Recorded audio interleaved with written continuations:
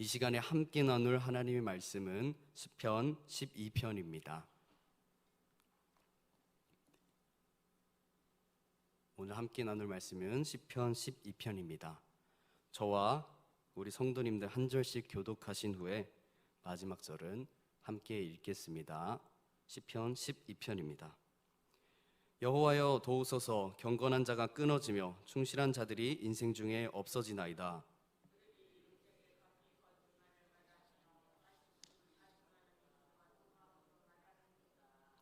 여호와께서 모든 아첨하는 입술과 자랑하는 혀를 끊으시리니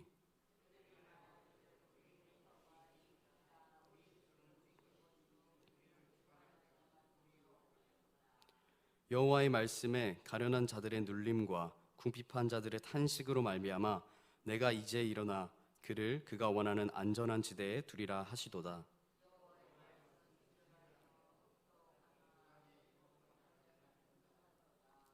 여호와여 그들을 지키사 이 세대로부터 영원까지 보존하시리이다. 비열함이 인생 중에 높임을 받는 때에 악인들이 곳곳에서 날뛰는도다. 아멘. 오늘 본문 1절 위에 보시면 다윗이 지은 시라고 말하고 있습니다. 1절부터 8절까지 한 절씩 살펴보면서 다윗이 어떤 마음 가운데 이 시를 지었을지 함께 깨닫는 새벽 예배 시간 되었으면 좋겠습니다. 다윗이 이 시를 쓴 시대 배경은 정확히는 기록되어 있지 않습니다.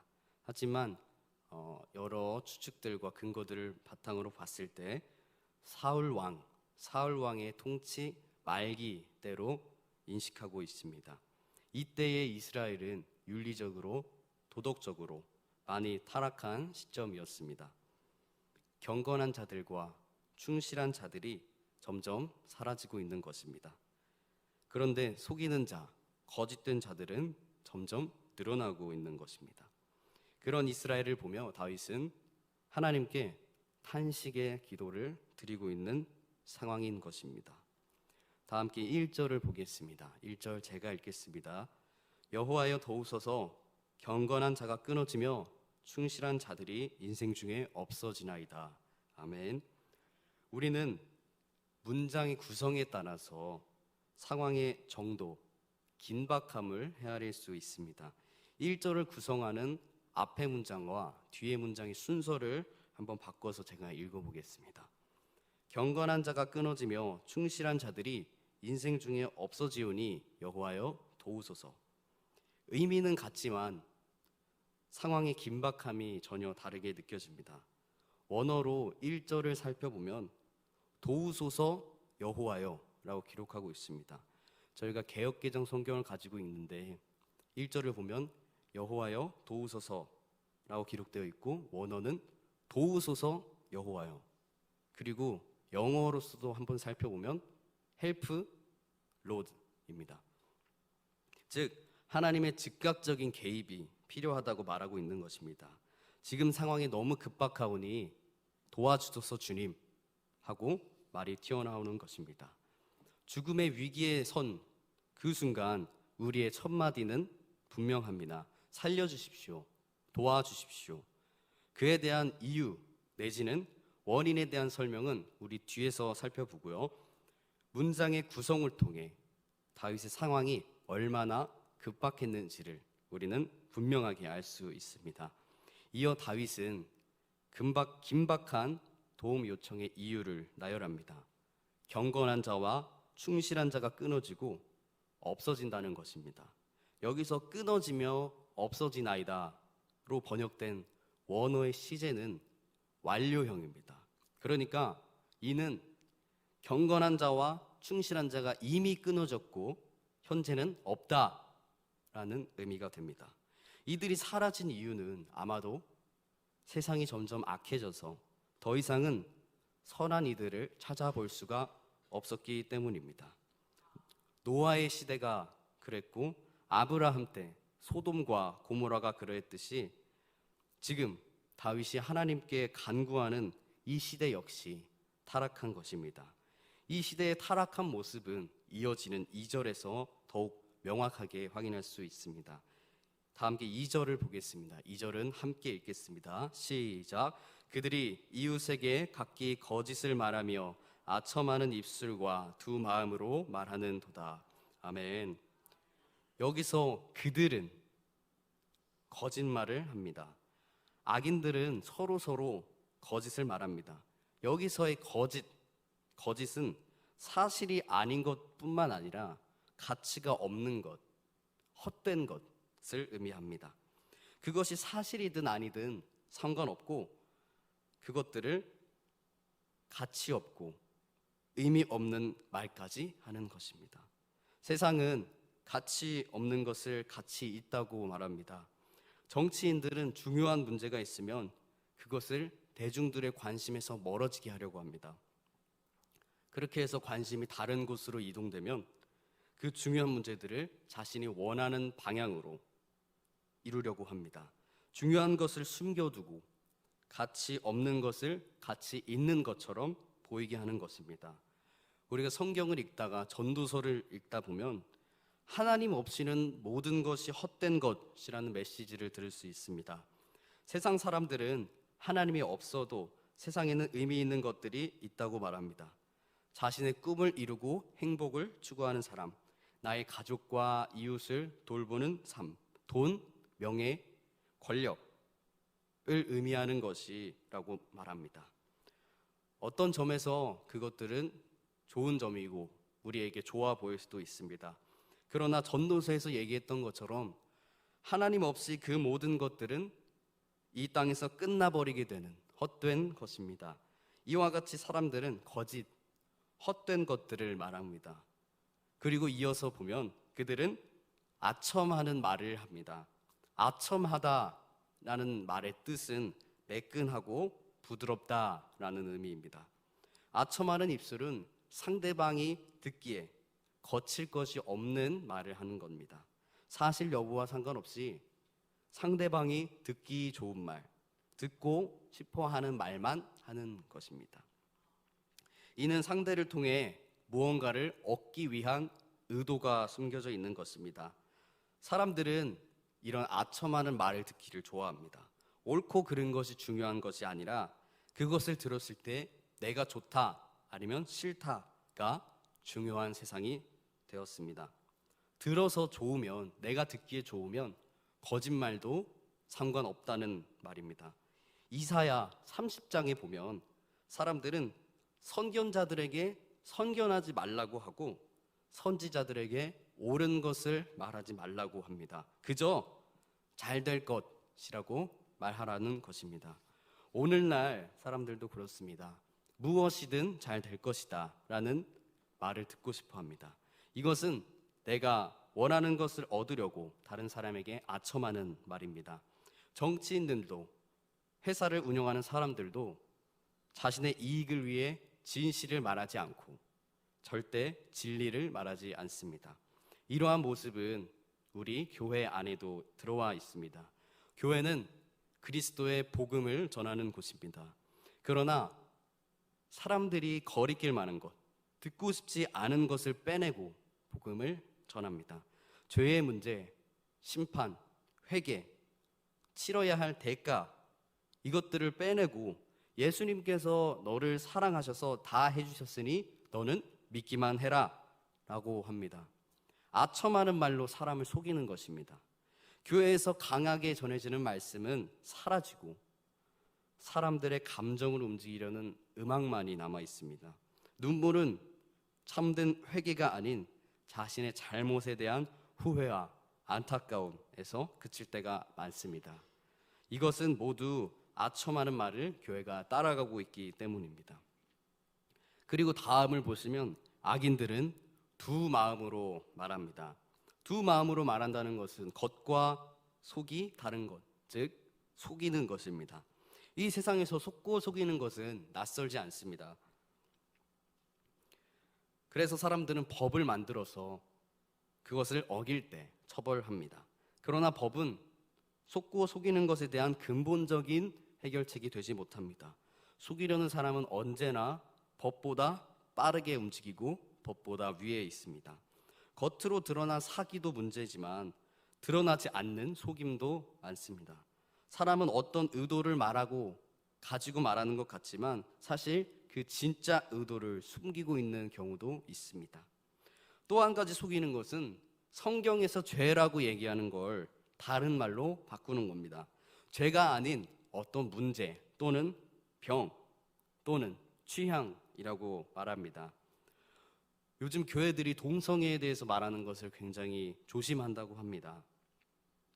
동성애에 대해 성경은 분명하게 죄라고 이야기하고 있습니다.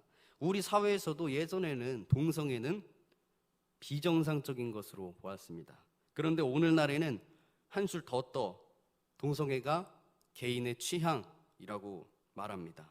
그것은 취향의 차이이고 취향이 존중받기 원하는 것처럼 다른 사람의 취향도 존중받아야 하는 관용의 문제로 받아들이고 있는 것입니다. 낙태는 어떨까요? 법적으로 낙태가 우리나라에서는 금지되어 있지만 빈번하게 행해지고 있는 것도 사실입니다.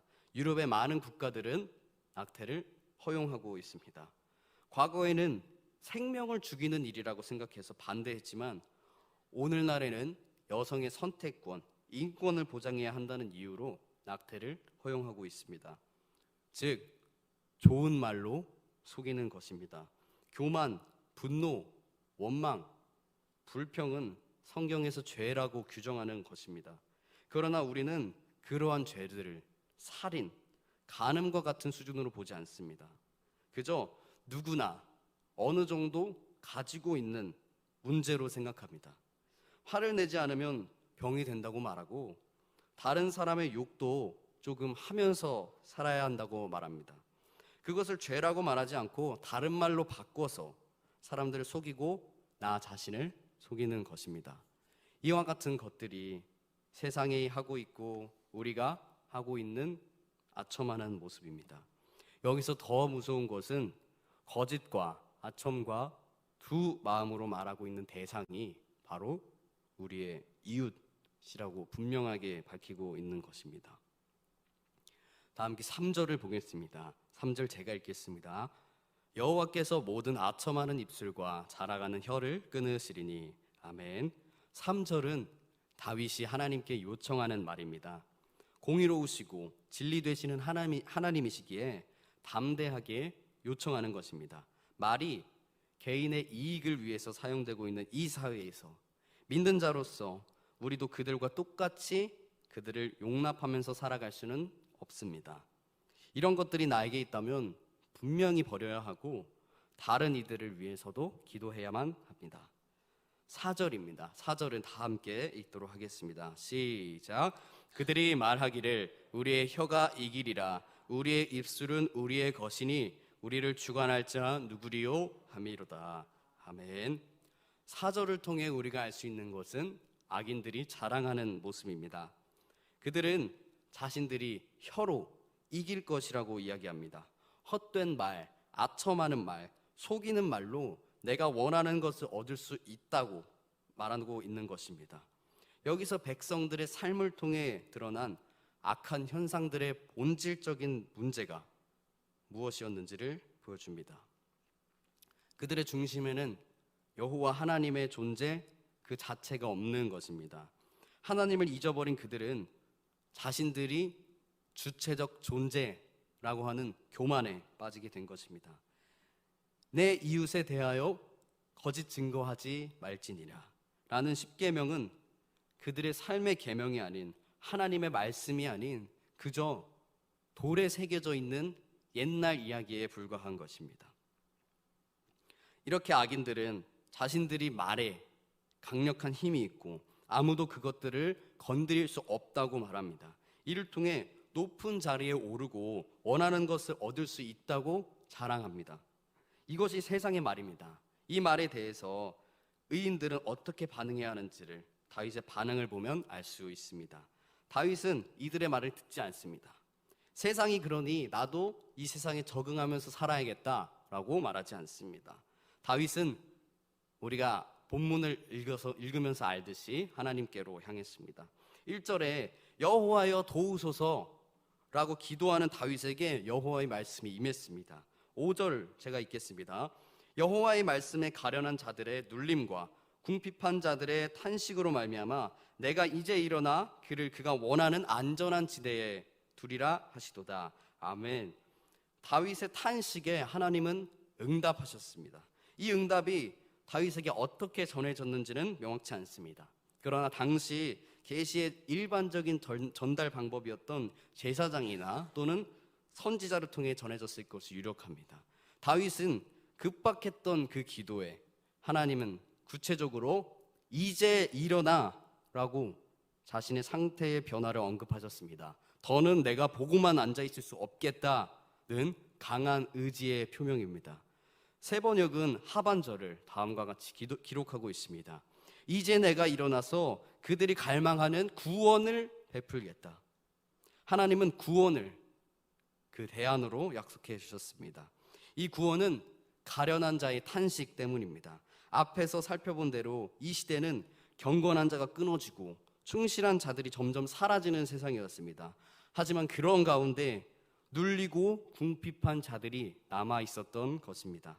그들이 타락한 세상에서 경건함과 충실함을 지킴으로 악인들에게 눌리게 되고 궁핍에 처하게 된 것입니다. 악인의 득세 때문이 아니라 가련하고 불쌍한 사람들의 탄식이 하나님의 귀에 들렸기 때문입니다. 하나님은 그들을 위해 일어나서 그들이 원하는 안전한 곳에 두겠다고 하십니다. 이제부터 가련하고 궁핍한 자를 악인의 횡포로부터 구원하셔서 예비하신 안전한 곳으로 인도해 주실 것임을 선포하고 계신 것입니다. 이것이 1절에서 도우소서라고 했던 다윗의 기도에 대한 응답입니다. 다윗은 이런 하나님의 응답에 확신을 가지며 하나님의 말씀은 악인들의 말과는 완전히 다른 것임을 고백하기 시작합니다. 6절입니다. 제가 읽겠습니다. 여호와의 말씀은 순결하며 흙 도가니에 7번 단련한 은 같도다. 6절에서 다윗은 여호와의 말씀이 흙 도가니에 7번 단련한 은 같다고 말합니다. 흙 도가니에 7번 단련한 것은 가장 철저하게 순수한 은을 만들어내는 과정입니다. 거기에 7이란 숫자가 이스라엘에선 완전한 수를 의미합니다. 그러니까 7번 단련되었다는 표현은 거룩함과 완전성을 상징하고 있는 것입니다. 하나님의 말씀이 이와 같이 순결하다고 말하고 있는 것입니다. 이는 사람들의 입에서 나오는 불순한 말들과 극명한 대조를 보입니다. 악인들의 말에 있는 찌꺼기들, 바로 거짓과 아첨, 교만이 없는 것입니다. 인간의 말은 때로는 진리를 말할 때도 있지만 대부분 거짓을 말할 때가 많습니다. 그러나 하나님의 말씀은 그렇지 않습니다. 언제나 진리로 우리를 이끄십니다. 하나님의 말씀은 오직 진리만 있습니다. 하나님의 말씀이 진리인 이유는 하나님이 그런 분이시기 때문입니다. 하나님이 진리이시기에 하나님이 하시는 말씀도 진리인 것입니다. 그렇기 때문에 하나님의 말씀은 우리가 절대적으로 신뢰할 수 있는 말씀인 것입니다. 그리고 이어서 다윗은 많은 시편들의 마지막 절과 같이 하나님의 구원, 은혜, 보호를 노래합니다. 7절입니다. 제가 읽겠습니다. 여호와여 그들을 지키사 이 세대로부터 영원까지 보존하시리이다. 아멘. 다윗은 6절 말씀을 듣고 하나님에 대해 확신하고 있습니다. 비열함이 인생 중에 높임을 받고 헛된 것이 가치가 있는 세상, 악인이 날뛰는 세상, 악한 자가 잘 되는 것 같은 절망적인 세상을 보고 있지만 이 하나님의 약속을 신뢰할 수 있는 것은 오직 하나님께서 그렇게 말씀하셨기 때문입니다. 본문의 이 세대는 다윗 시대의 악한 세대를 가리킵니다. 하지만 보다 넓은 의미에서 이 말은 이제까지 출현했던, 그리고 지금 출현하고 있고 앞으로도 출현하게 될 모든 악한 세대까지도 모두 다 포함하는 것으로 볼 수 있습니다. 그렇다고 한다면 하나님께서는 앞으로도 영원히 자신을 지키는 것으로 가련해지고 눌림을 당하고 궁핍에 처하는 자들의 탄식을 들으실 것이고 계속해서 나타날 악한 세대로부터 반드시 그들을 지키실 것이라는 약속을 하고 계신 것입니다. 살펴본 바와 같이 다윗은 세상의 말과 하나님의 말씀 사이에서 하나를 선택해야 했습니다. 세상의 다수가 하는 말을 듣고 다윗도 그와 같이 살아갈 수도 있었습니다. 세상의 방법에 따라서 자신이 원하는 것을 얻기 위해 그렇게 살아갈 수 있었습니다. 그러나 다윗은 하나님의 말씀, 의인을 지키시라는 하나님의 말씀을 선택했습니다. 사람들의 말은 아첨하는 말, 속이는 말이었지만 하나님의 말씀은 온전한 진리였기 때문입니다. 우리도 다윗과 비슷한 상황에 놓여 있습니다. 우리도 세상이 하는 말을 듣고 하나님의 말씀을 듣습니다. 세상에서 신뢰할 만한 하다는 사람들이 계속해서 우리에게 조언을 해줍니다.